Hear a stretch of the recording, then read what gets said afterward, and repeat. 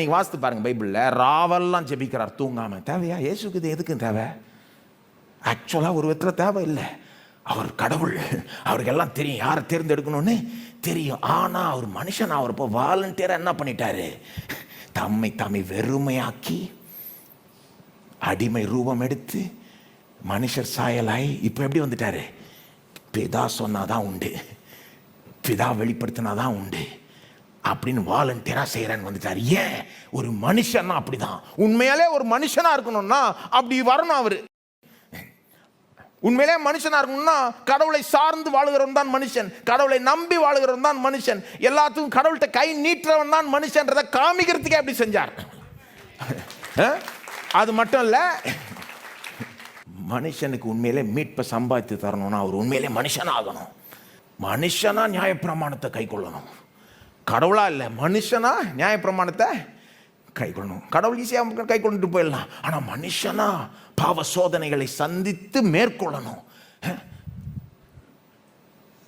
எல்லா விதத்திலும் நம்மை போல சோதிக்கப்பட்டும் பாவம் இல்லாமல் இருந்தார். எப்படிங்க சோதிக்கப்பட முடியும்? அவர் கடவுள் சோதிக்கப்பட முடியாது தெரியுமா உங்களுக்கு? யாக்கோபு 1:13. கடவுள் சோதிக்கப்பட முடியாது, சோதிக்கப்படுவது இல்லை.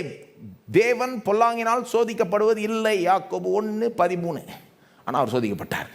எல்லாவற்றிலும் நம்மை போல சோதிக்கப்பட்டு பாவம் இல்லாமல் இருந்தார். ஏன்? அவர் வாலண்டியராக தம்மைத்தாமே ஏதோ ஒரு விதத்தில் வெறுமையாக்கி உண்மையிலே மனுஷனானார். நமக்காக என்ன பண்ணுறாரு? ஒரு சரீரத்தில் வராரு. சரீரத்தில் என்னைக்கு வந்தாரோ அது ஒரு லிமிட்டேஷன். நமக்காக அவரே லிமிட் பண்ணிக்கிறாரு. இதுக்கு முன்னால் எங்கும் எல்லா இடத்துலையும் எல்லா நேரங்களிலையும் இருக்கக்கூடிய திருத்துவத்தின் இரண்டாம் நபர் இப்போ ஒரு சரீரத்துக்குள்ளே வந்துட்டாருன்னா ஒரு இடத்துல தான் இருக்க முடியும். அதுவே அவருக்கு ஒரு லிமிட்டேஷனை கொடுத்துருச்சு. மனுஷனுடைய மனதை எடுத்துக்கொண்டார், அதுவும் ஒரு லிமிட்டேஷனை கொடுக்குது.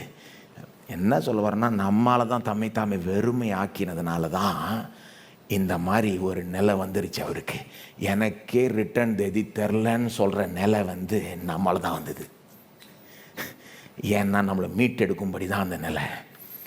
ஏன்னா ஒரு உண்மையிலே ஒரு மனுஷனாக இருக்கணும்னா அவ்வளோ தூரம் அவர் கீழே இறங்கி போகணும். மனுஷன் ஸ்தானத்தில் நியாயப்பிரமாணத்தை கை கொள்ளணும், பாவ சோதனைலாம் சந்தித்து மேற்கொள்ளணும், பாவம் இல்லாமல் வாழ்ந்து ஒரு நீதியை மனுஷனுக்காக சம்பாதிக்கணும், உண்மையான ஒரு நீதியை சம்பாதிக்கணும். அப்புறம் கல்வாரி சிலுவையில் மனுஷனுடைய ஸ்தானத்தில் போய் மறித்து அவனுடைய தண்டனை ஏற்றுக்கொள்ளணும்னா உண்மையிலே மனுஷனுடைய சரீரம், மனுஷனுடைய மனது, மனுஷனுடைய எல்லாமே அவருக்கு இருக்கணும்.